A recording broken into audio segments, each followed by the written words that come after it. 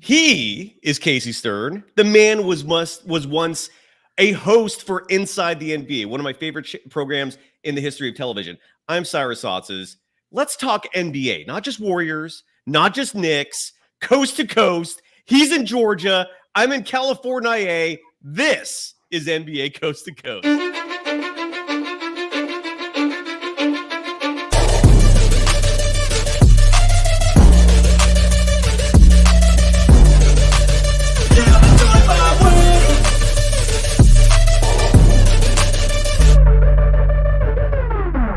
Yeah, welcome to the program. I am Cyrus Saatsaz. You can follow me on Threads at Dog Wild.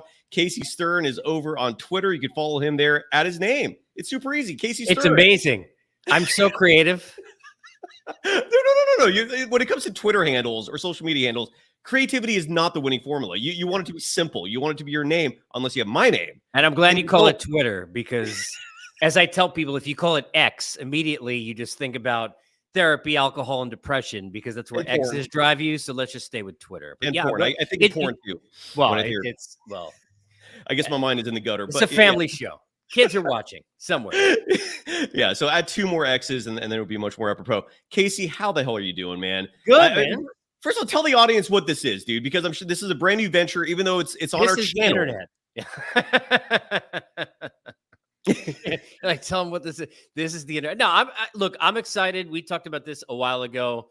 I did a bunch of shows with you and hopped on when you were doing Lock On Warriors, and we talked about doing a lot of NBA together and putting something together. So doing this, and it'll be up as a podcast. It'll be up on, you can find it on Unfiltered with Casey Stern and everywhere Cyrus is as well. It'll be on both of our YouTube channels. And please, if you subscribe and you're watching right now at Unfiltered, get over to Cyrus's channel and subscribe. And please, if you're on Cyrus's channel, get over right now to Unfiltered with Casey Stern and subscribe.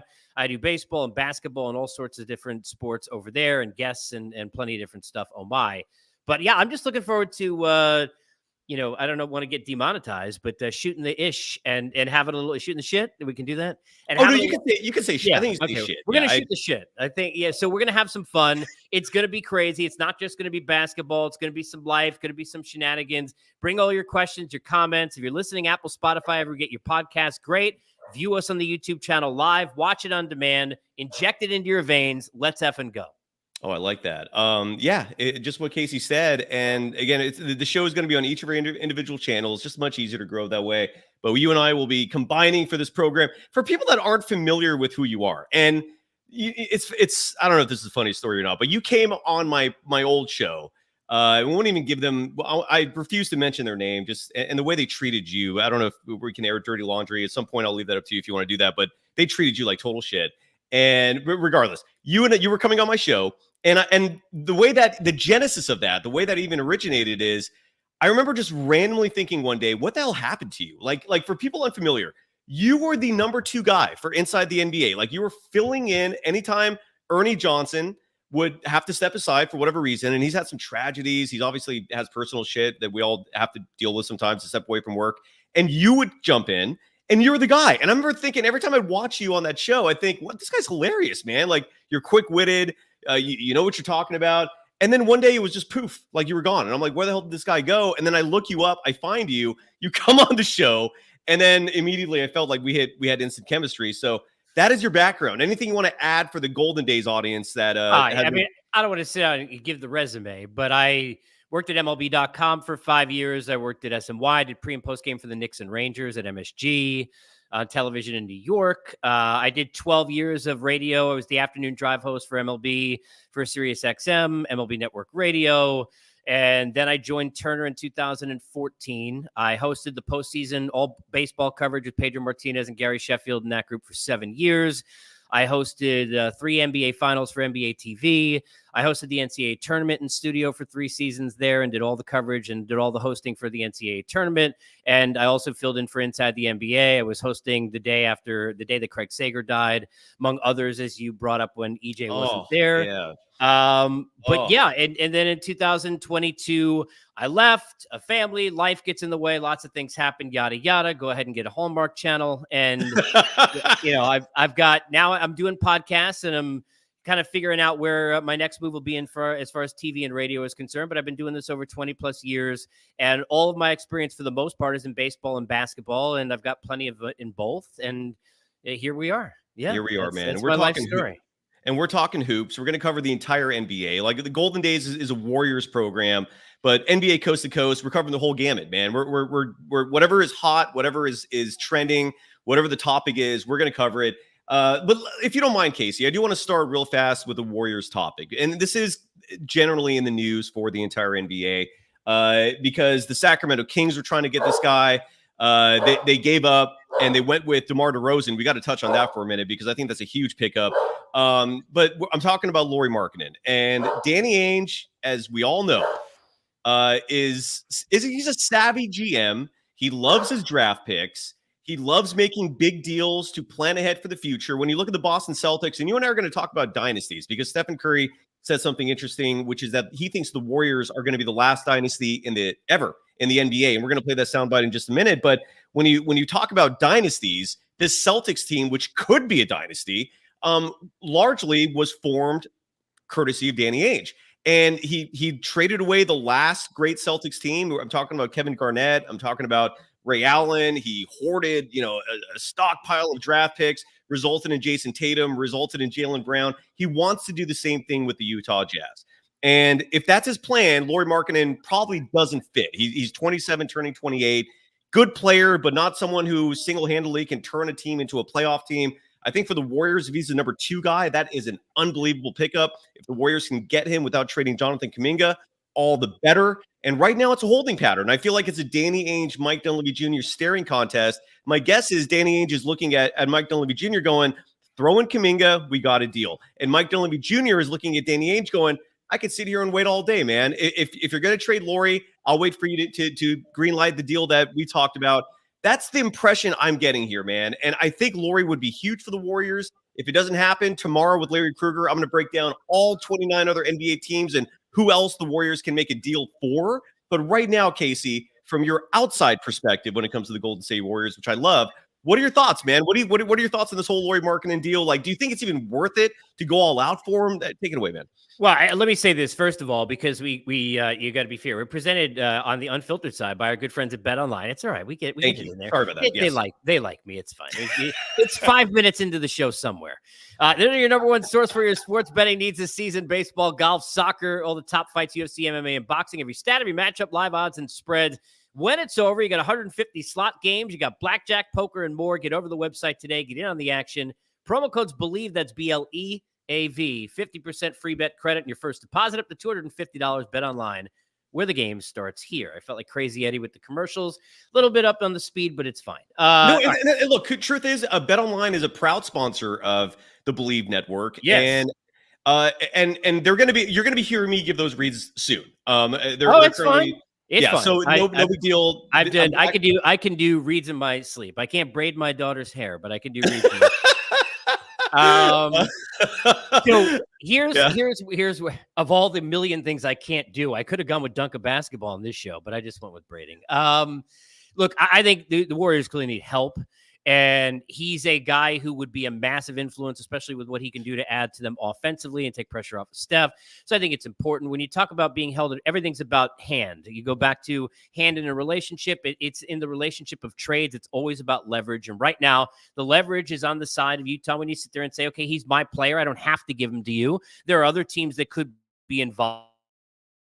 He's wanted, and we're going to go ahead and we're going to get set up the bidding for as much as we can get from you. How long that lasts, who knows? But I think this standstill is something that really both sides are in a pretty comfortable position because it makes sense. It's a fit for both.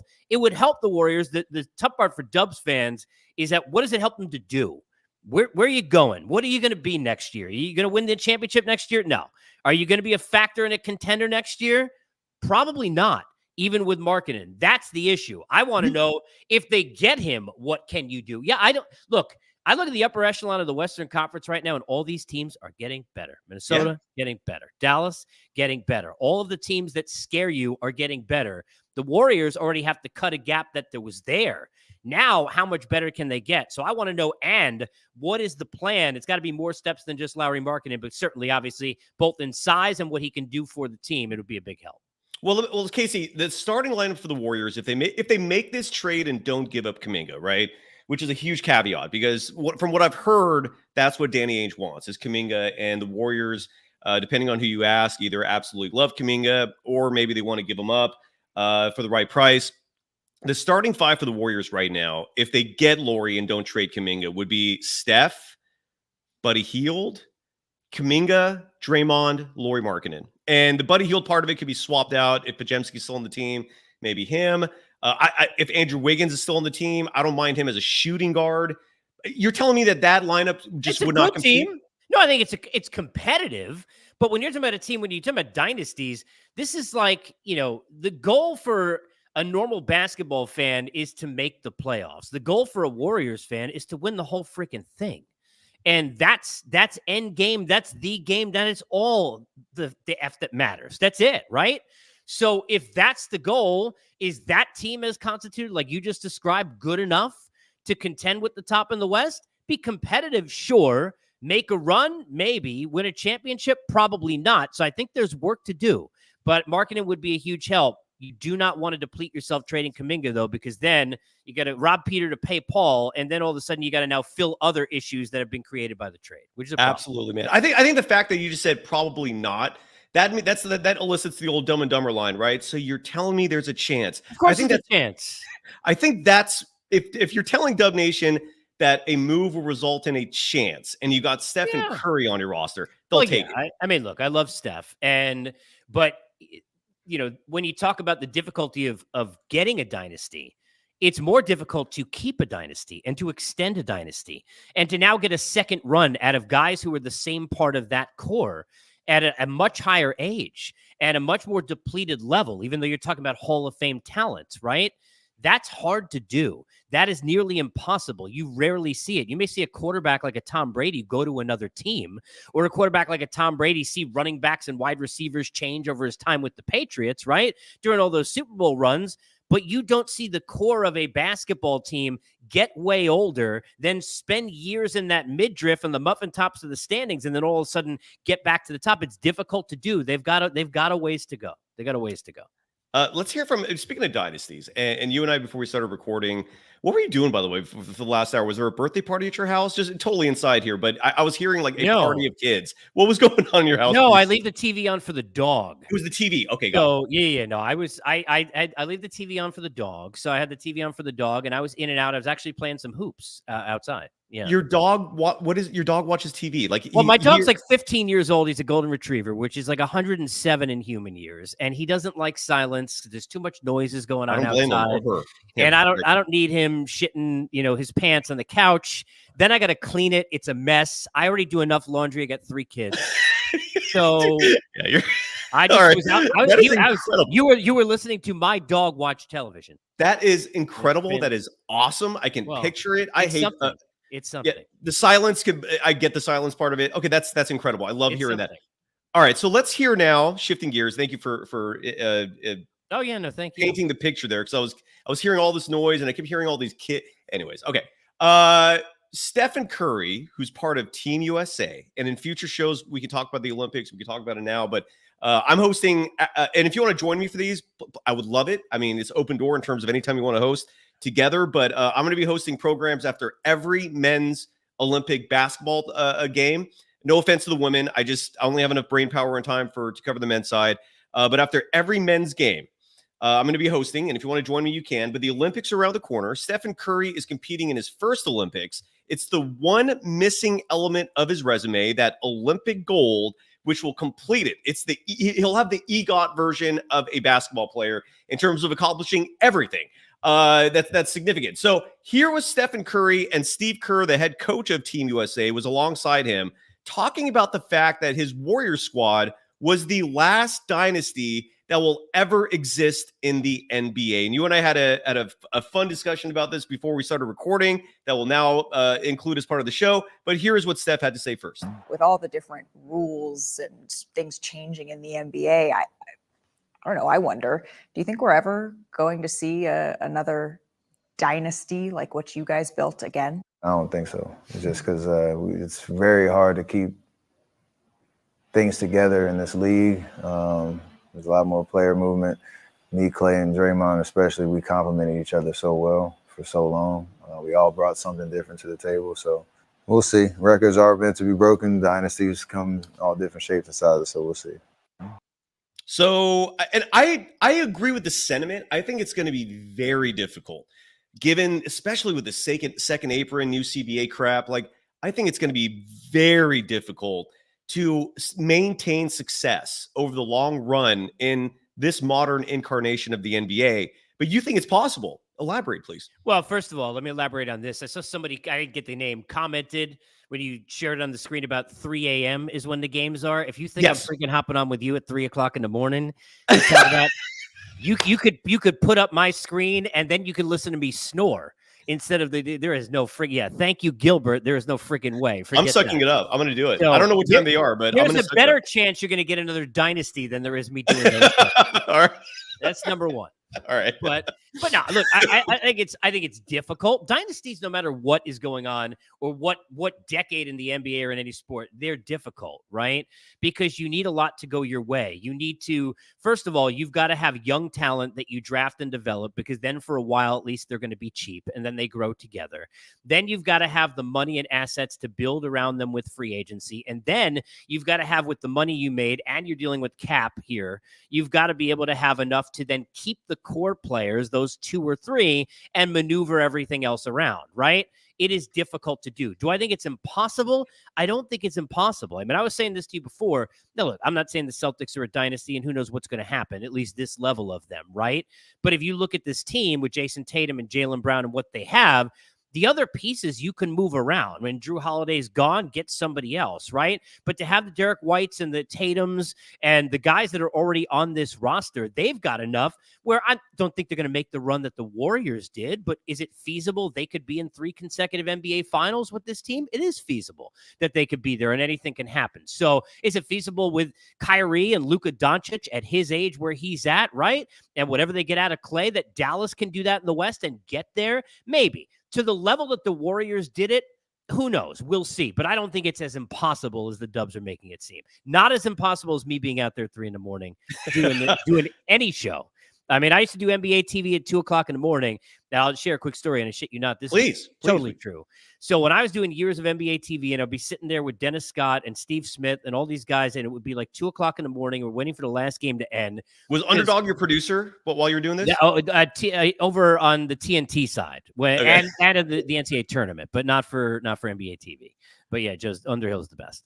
But for those who don't know, his real last name is Underhill. That's why he's called Underdog. But that's yeah. Anyway, Joe Underhill, is that it? Because Yes, I want to get him on the show at some point. Yeah, He is yeah. one of the nicest guys ever, man. He's also brilliant. Didn't know that part. Okay. So, but you would do these shows and people watch like one live version, but then they just rerun. If you ever watch NBA TV or any of these shows, and I've done all kinds of different ones and different channels, they rerun over and over. You're waiting for one last game to end.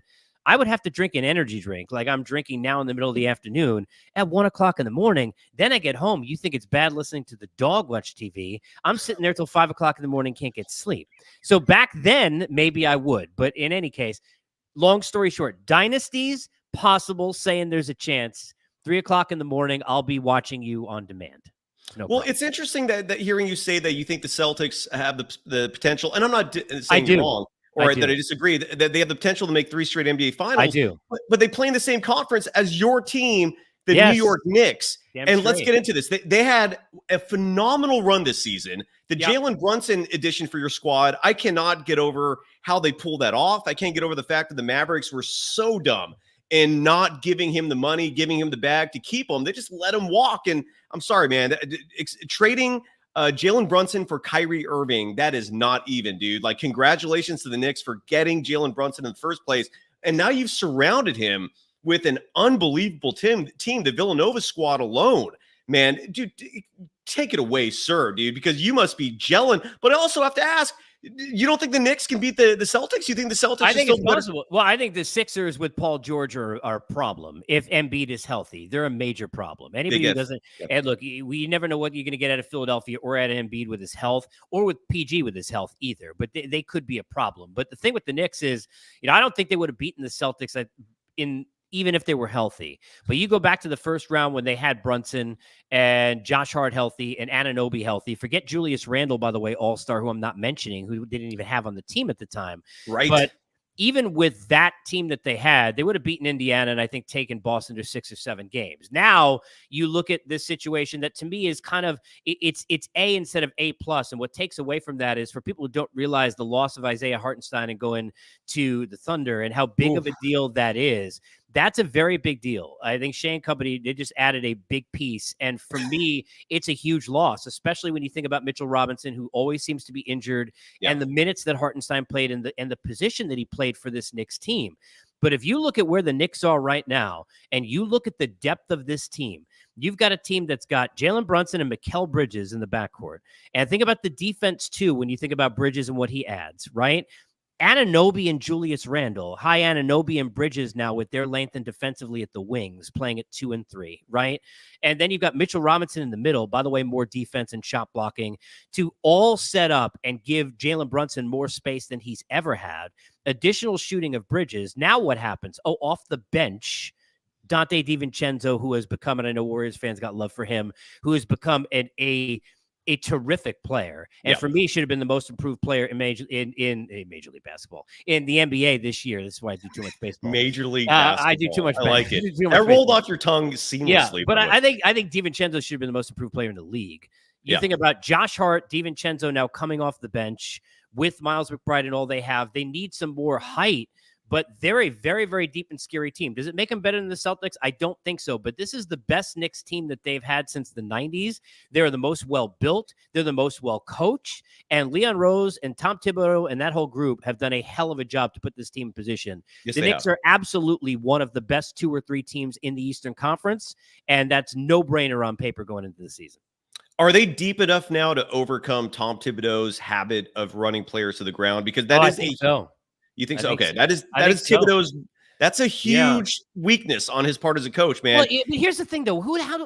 They didn't have enough pieces to not play the guys that they were playing. I'm not talking postseason, but the regular season numbers, there were some games where I agree. It's a little much, but I agree with that. But I think they're in a better position because the idea that Hart and DiVincenzo are going to come off the bench and that you have pieces that now you can take long runs and play big minutes. Also, you know that guys like Julius Randle and Mitchell Robinson, these guys are going to get injured. OG is going to get injured. But I think the Knicks, to me, have a chance to be at least at worst, the second best team in the Eastern Conference going into the season. They're right there with Philly. They just knocked them off, obviously, this past postseason. So I like where the Knicks stand right now heading into the year. They look really good.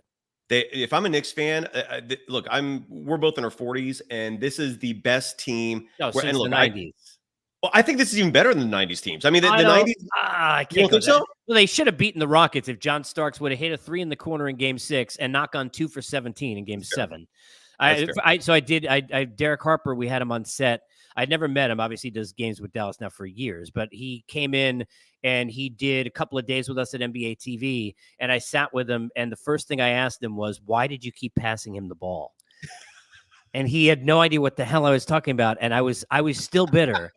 I was like, look, if Pat Riley wasn't going to put Rolando Blockman in the game, and I love John Starks, can you please stop passing him the basketball number 11? But thank you. The Knicks are good. Knicks are good. I love the name dropping. I do believe strongly that if this current iteration of the Knicks put them in 94 and they win the title, I think they're better than that version. But that's just me. This is all opinions. But regardless, if you're a Knicks fan, you're elated. This is unbelievable, man. That trade you pulled off in the offseason. Bridges is a really good player. Yeah, for people agreed. who do not pay attention, because I know he's playing for the Brooklyn Nets. This dude was putting up 40-point games, can shoot the ball, can play defense, and now goes from a number 1 option to being the number 3 option on the floor when Brunson and Randle are there.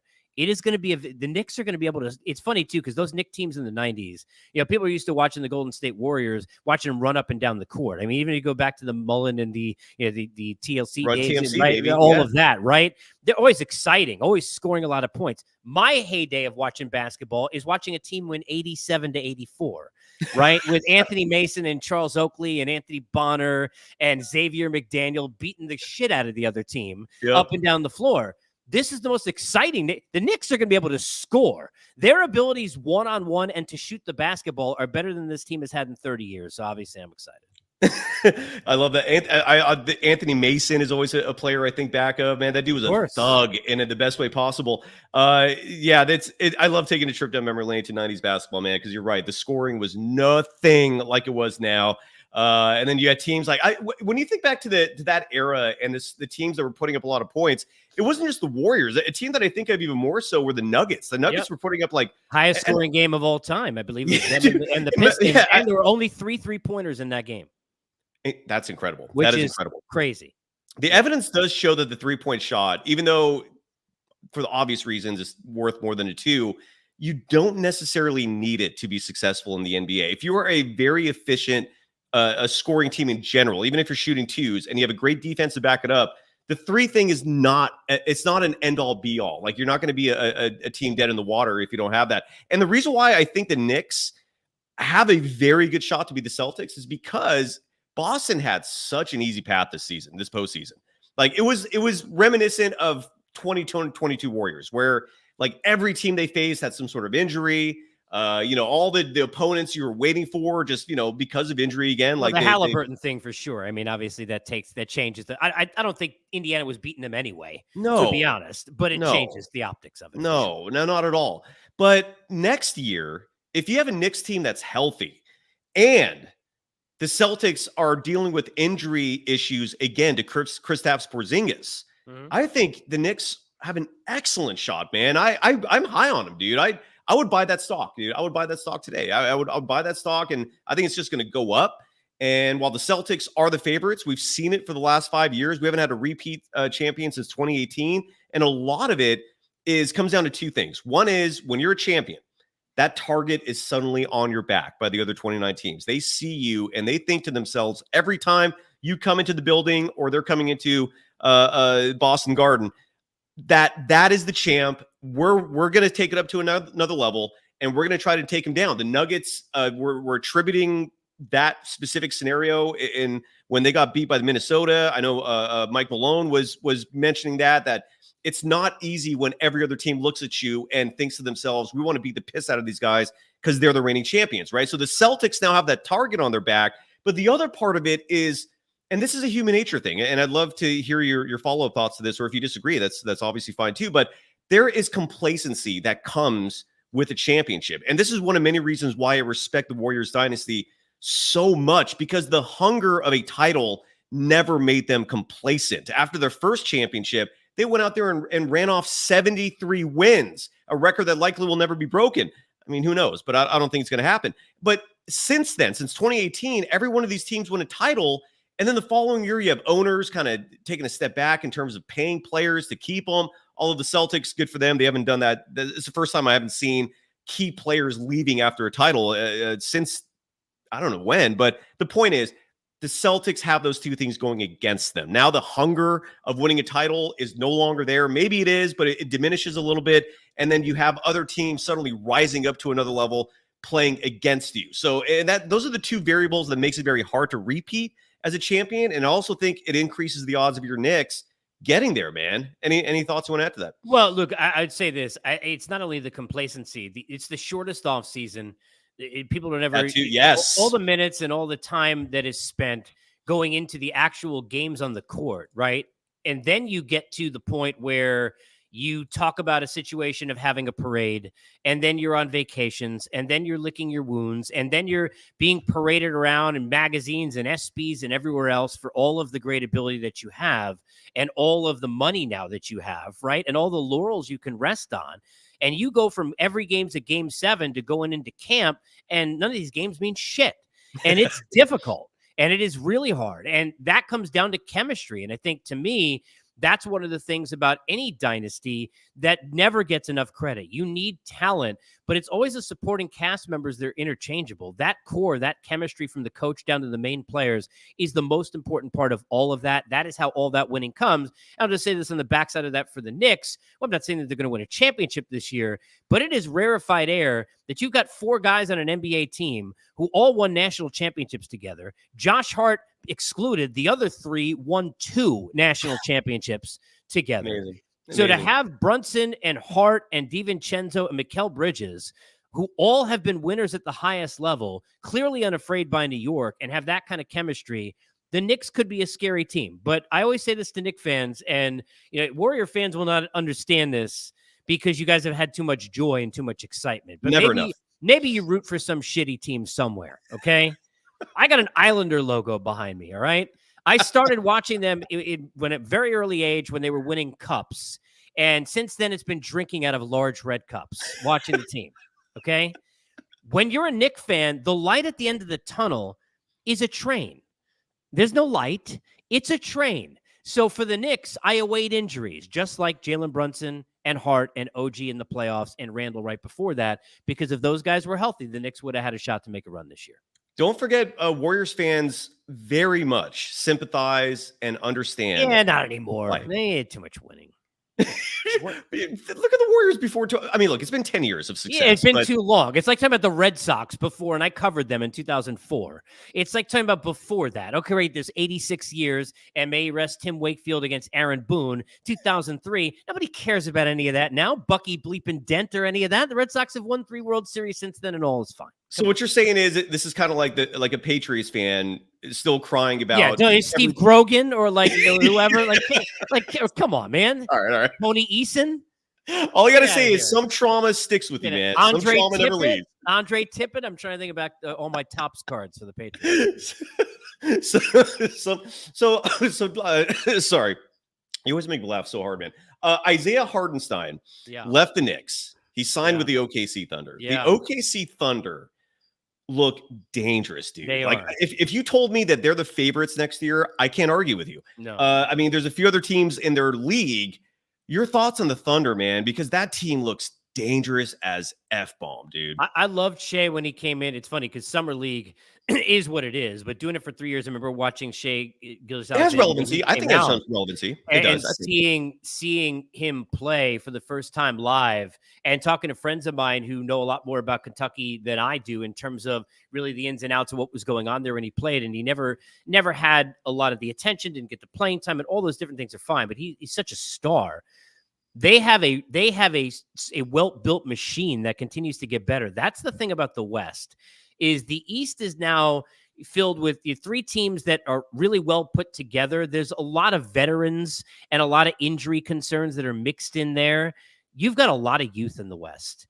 And when you think about the teams that are growing and Minnesota getting better and better with Edwards, who, by the way, speaking of the USA, how about he said doesn't change if Durant's hurt or whoever's hurt. I'm the number 1 option. I mean, very interesting. But here's a guy who clearly not short on ego or talent. And you think about their growth. You think about OKC and what they're doing in their growth, and the age of Luka, who to me is my favorite player to watch in the NBA right now, and what he's doing. There's a lot of young talent in the Western Conference right now, and all those teams are getting better. By the way, do you agree with Brandon Katz, who writes in the chat, the Thunder are not the favorites? We got to look up the Bet Online, odds for next season because they got to be one of them. But he also says that's a dumb take. Look at him, like just with an attack. Just to counter real fast. The OKC Thunder finished last season with the best record in the NBA. They've lost no one of significance. They added not just Isaiah Hardenstein, but they also added Alex Caruso. But apparently who I love too. But apparently that's a dumb take. With all these young players just getting a year better, is that a dumb take? I don't know. Am I a dummy? I was just stupid. I don't want to get on Brandon. It sounds like get on Brandon.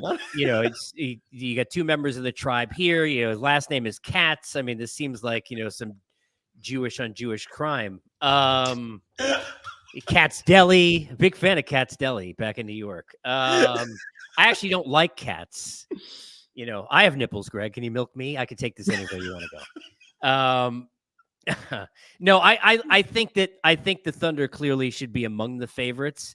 I think when you watch what Dallas did in the postseason, and you think about adding Klay Thompson, and even though he's not the same player that he was, I don't need to tell that to a Dubs fan, the fit that he is with that team, which I think is a darn good one. You can make a case that it's a little more wide open than saying anyone is the favorites, but no, that's not a dumb take. If you were to say the Brooklyn Nets were the favorites in the East, that would be a dumb take. I think if you said the Sacramento Kings were the favorites to come out of the West, that might be a dumb take. No, but they're going to be better. They're going to be better, though. And I lead into that because the Kings made a deal for DeMar DeRozan. They gave up virtually nothing for him. It always blows my mind when you see these deals where teams are getting superstars for virtually nothing. And all it does is just draw my ire toward my team. And I look to, in this case, the Warriors going, why the hell are you just standing pat, not making a big move? I think this was a fantastic addition for the Kings. I think this makes Sacramento the best team in Northern California right now. They're starting five. What are we looking at here? De'Aaron Fox, DeMar DeRozan, Keegan Murray, Domantas Sabonis. I don't know who the five is, but I'm missing somebody clearly. But that's a great team. That's a great team. I think they're much better. I love DeMar DeRozan. Same. And he has been kind of a wildly underrated player. And I think part of that came from this idea that when he left Toronto, that was what opened the door to them winning the championship. And that's not the case, because that would, here, watch this callback, Brandon. That would be a dumb take. That Kawhi, that Kawhi character had something to do with all of that. Clearly, I'm going to have a rim shot sound effect soon. But I think DeRozan has been kind of wildly underrated. He's a guy who could take over games for you, and he's a premier scorer in terms of his ability with the basketball. When you think about what they already have with the growth of what Sabonis has shown the last couple of years, and we know what De'Aaron Fox can do, speaking of Kentucky, I really like that team. But again, that's another team that's got a lot of youth, that just added a veteran who's got savvy and a lot of scoring ability, who can go be another one option for you. I like Sacramento. I do. And Kev F saying Herter would be the fifth starter, even though they're trying to move him. Yeah, I don't know who the fifth starter is going to be for that team, but I love the move. And kudos to the Sacramento Kings as Warriors fans wait for hopefully what will be their turn in the market. Again, tomorrow's show that I'm doing with Larry Krueger, I'm going to break down every possible player in the entire NBA landscape that the Warriors could pursue as a plan B. How long is this show? As long as we want. That's that you're going to do tomorrow. Like you're going to profile every NBA player. It's not a profile because a lot of the teams will have nobody, right? Okay. So I'm literally just going to do my research and I'm going to present to the audience tomorrow who the hell is out there on every other team that the Warriors could, in theory, try and make a trade proposal. For example, Portland seems to be an obvious one. Maybe not obvious, but they stick out to me because they have two bigs. I don't know if you like them. I don't know if I like them. I do like. Well, let me rephrase that. I like the idea of Robert Williams, a.k.a. Time Lord, coming to the Warriors. I know he's injury prone, but I also love Rick Celebrini and the work he's done with keeping players healthy for the Warriors. So Robert Williams, if you're getting him for, let's say, Andrew Wiggins, sign me up. I think that's a great deal. Now, but if you're looking at DeAndre Ayton, that's a whole other beast, right? The guy's a head case. You don't know if he's going to show up depending on the day. He's got an incredible talent, but it's the mental part of it. We don't know if that's really there in terms of a full commitment. But if any culture could fix that, right? The JaVale McGee's and how many other guys do we have that we could put in the category of yes. I mean, look, let's be honest. It gets fixed, right? Like you go back to the Patriots. I know I keep bringing them in, but you mentioned dynasties, and clearly, they've got that feel outside of my Eli Manning beating him twice, but that's okay.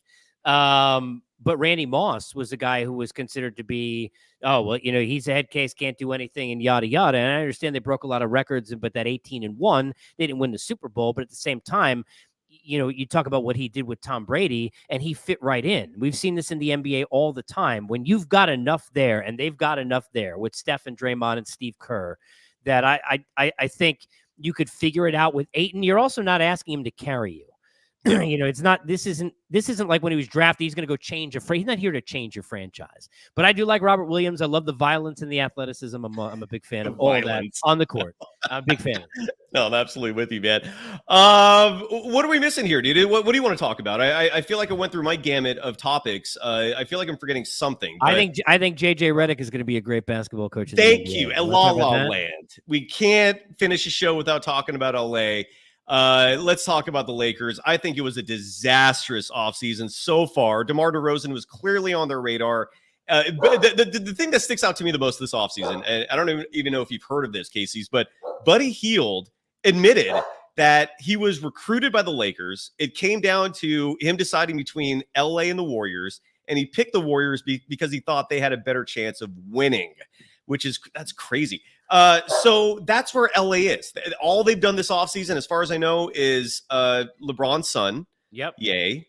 It's not going to do anything. LeBron took less money to leave room for space and a cap that they can't spend any money to get anybody, apparently. Exactly. But I look, here's the thing. I think the Lakers are a mess. And a lot of that comes down to the way they're built. A lot of that comes down to where they're run. Let's go the good and the bad. I'll go bad first. Please. Bad news is I have no problem if LeBron helps run the team. Okay. That's it? Or did I lose you? Did you freeze on me? Casey, you muted yourself. I can't hear you. Can you hear me? I muted myself back. Oh, there we go. You got me now? Can you hear me okay now? Yes. Are we good? Yes. They used to call that I can't hear dead you air for in the some radio reason. industry. Yeah. I don't know why. I cannot hear you. You can't hear Can me you now. hear me? I can hear I you. can't Yes. hear you. No. Yes. I can hear You can hear me. you. Yes. You can hear me. I can't can hear you perfectly. By the way, fine. this is our first rodeo. Just in Okay. case. Casey, I can't hear you. No, I leave don't know and come why. back. Leave and come back. That's usually Okay. the salve Leave that and come fixes back? this. Yeah. Yes. Okay, I'll leave and come exactly. back. That's usually the reboot is usually how that situation gets resolved. Casey Stern will be back with us in just a minute. By the way, while he's coming back, 9 times out of 10, I'm happy with my haircuts. This one I'm not very happy with. Either when you get a haircut, either it looks good right away, or you have to wait a couple weeks for your hair to grow back. And that's one of these. I got the summer dew that did not pan out. But I got a question for the audience. Okay, Casey's back. You can hear me now, right? I hear you perfectly. Okay, good. All right. So Sorry the about reboot fixed that. And I'm asking the audience this. I want some feedback because this will also help with their aesthetic. Should I start wearing collared shirts like Casey? Should I start looking I'm not wearing a collared shirt. You're not? No. Holy shit, it looked like it. I apologize. Well, it doesn't change the question.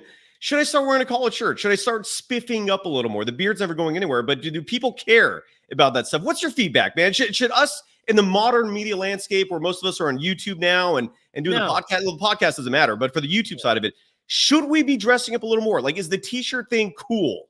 No, t-shirts are fine. I had to wear a suit and tie and wear makeup for many years, and it's not. Tell the audience about that. That's a topic that no one ever discusses. Everybody that's on camera wears makeup. You don't have a choice. Well, they make you up. So without making this too much a gender thing, because women are usually women grow up typically, not always, but and they wear makeup. Wear it in my free time, but you have. So if you have a forehead that's as big as mine.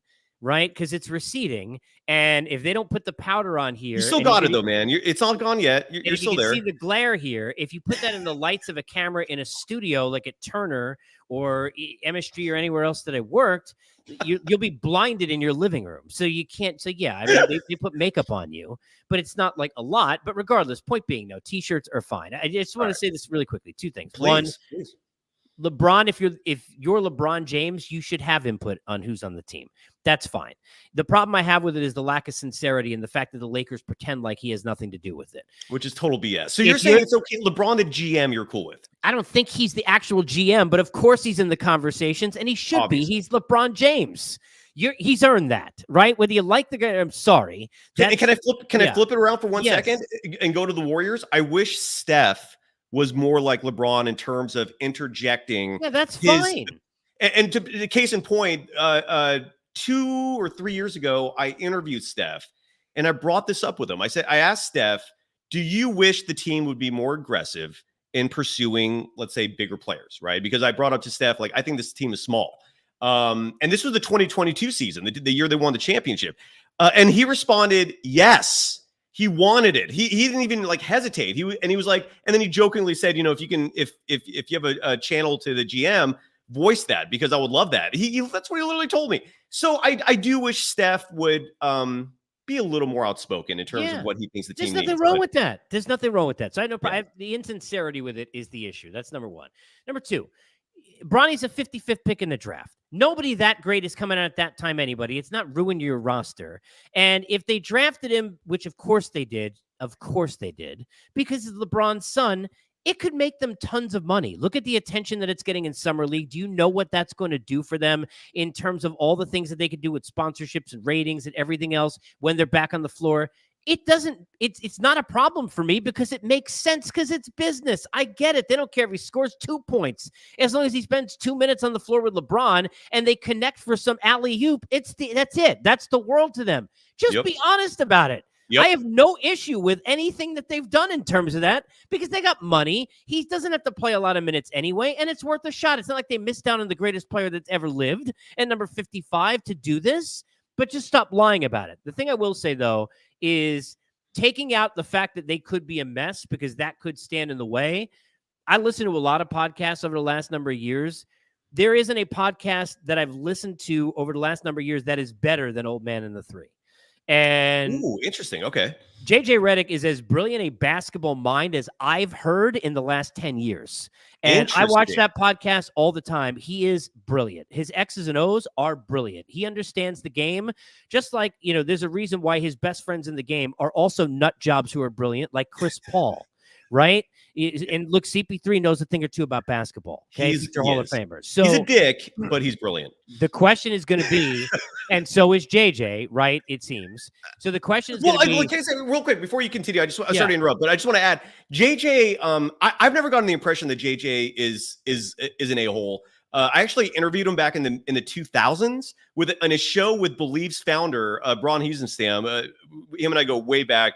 He's a former pro surfer. For people unfamiliar, I doubt anyone cares at this point. But Bron and JJ Redick are friends, which is why when JJ got hired, I texted Bron. I'm like, dude, congrats. You now have the N of N's, the head coach of the Lakers. But my point is, JJ, even though he used to be a huge party animal, like when he came out of Duke, he wasn't known for being someone who's cerebral, for being like, a book nerd, for being someone who studies X's and O's, but he was the nicest guy imaginable. He was Johnny Good Time on the show. If you go way back in college basketball, JJ used to love to party and have a good time. So this is great additional insights. I never really knew much about him as an X's and O's guy. You're saying he's like podcast. If you're a basketball fan, you should go spend the next 2 weeks going and watching every episode they've ever done. His interviews with Chris Paul and Draymond, who's been on that show, and a million others. It's the best basketball pod I think that's out there outside of this one, of course. So I'm a huge Redick fan. I don't know if this mess is going to be the right spot, but I remind people, for those who are fans of baseball, Joe Torre once managed the Mets before he managed the Yankees. Terry Francona managed the Phillies and was a disaster before he managed the Red Sox. JJ Redick may end up having success coaching somewhere else someday down the road, but I don't think this is a Derek Fisher scenario where he is in there and out of there as some kind of an embarrassment as a coach. I think he's going to be really good at it. The Lakers on paper, I don't think look horrible. Like I look at the roster right now, so they've done nothing. The D'Angelo Russell part of it to me is the worst part of it because he can't play defense. Even though he can shoot the ball, it's not consistent. And that's the part that I think you got to figure out. Like D'Angelo Russell to me is to the Lakers what Andrew Wiggins is to the Warriors. He's not a bad player, but he's not going to make your team a champion. Except he didn't help you win a championship the way that Wiggins did help the Warriors. That's fair. So we'll give a point to Wiggins there for following what you said. But I'm looking at this roster like Austin Reeves, LeBron James, Rui Hachimura. When the discussion was briefly signed in trades with Klay Thompson, I was looking at this Lakers roster and I'm thinking to myself, I would like Rui, I would like Jared Vanderbilt. Sign me up. We're in. And then we found out the Warriors did not want to take back any salary in a sign and trade. And that's part of the reason why he went to Dallas. Also, Klay wanted to go to Dallas because, interestingly enough, he said in an interview, or at least through a source, that the Lakers reminded him too much of the Warriors and he wanted a different environment. So there we are. But I'm looking at the Lakers on paper, like Cam Reddish. Actually, I don't like Cam Reddish that much, but Gabe Vincent, I do like. The rookie they drafted, Dalton Connect, can shoot the ball. The guy they just gave, Max Christie, they gave him a new extension. He's a good player. Like this is Jalen Hood-Schifino, who I think he's going to turn out to be an excellent basketball player. He's very young, got no playing time last year. My point is, like, the Lakers, I don't think are the shit show that a lot of people are making them out to be, but they're not a championship team either. I don't know your thoughts. No, they don't have enough supporting pieces out of their aging stars and one that's over aging. Like, I said, my dog was 107. He's only a year older than LeBron. So, they really need some some guys to help fill out their depth, especially when you're dealing with minutes that you've got to be careful of during the course of the season. I don't think they're a deep enough team. Are they a team that, if they were healthy going to the playoffs, could put together a week or two, win a series or two? Maybe, but I don't think they're that good. And the problem is that all the teams now are deeper and younger than they are. And that's in the West. If the Lakers were in the Eastern Conference and you tell me you're putting that team up against a team like Philadelphia and you're battling it out, maybe. But when you talk about the speed and the youth that is out there in the West right now with some of these teams, I just don't buy the Lakers at all. No, they'll be okay. They're not terrible. They'll be all right. But they'll be all right. Exactly. Yeah. And so the JJ Redick hiring, your opinion, you like him, but it's not going to be a difference maker. Is that fair? I don't know if he's going to be a difference maker for the Lakers in terms of with this group, but I think he's going to be a really good NBA coach, and I think it's going to surprise some people. The other LA team, and Casey, I think if you're down for this, I'd like to bring on some guests with future shows, even if it's just for quick hits, just because there's so many individual team experts that I think we could bring on and add some knowledge and insights that we won't be able to provide. But I'm looking right now because I got a great guest. He hosts what's called the Pull Up Podcast. BJ Matthews, I think is his name. Well, I'll try to bring him on for a future show. He covers. You might want to know his name if you're going to bring him on the show. A deal. Yeah, that's fair. I'll do my research. So sorry for BJ for forgetting the last name, but I'm looking at the LA Clippers depth chart right now, and I'll share my screen just to show you how ridiculous this is. And when it comes to depth charts, I usually go to ESPN, and ESPN only has 4 positions.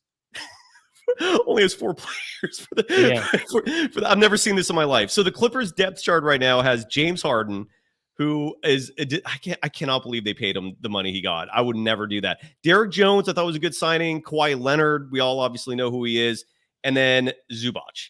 That's the only 4 they have. They don't even have a 5th player right now. I like Amir Coffey. Nicholas Batum did go back to the Clippers. He just loves that team for some reason. They got Mo Bamba.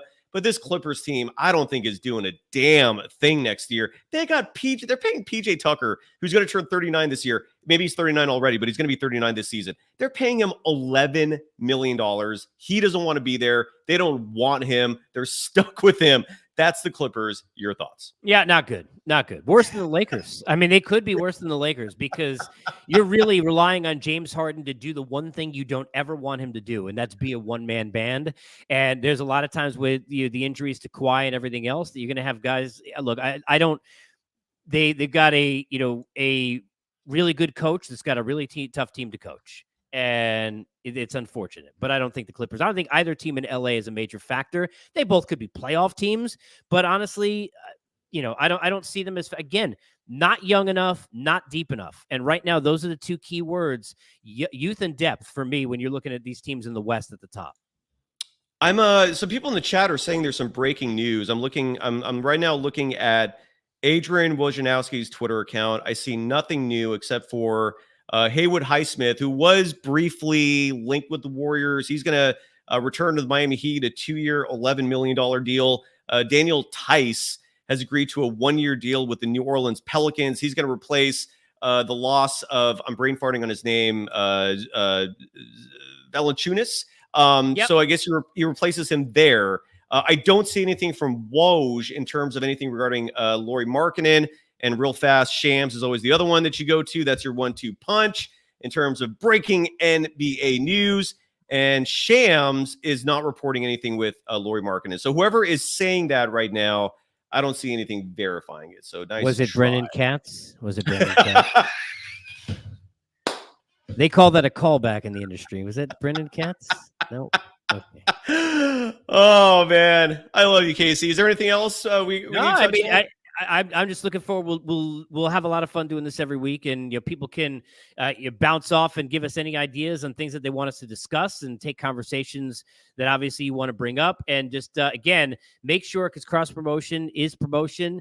If you are sitting here and you're watching on Unfiltered with Casey Sterner, you're listening on my podcast, Apple, Spotify, everywhere you go, get over to Cyrus's YouTube channel right now and go subscribe.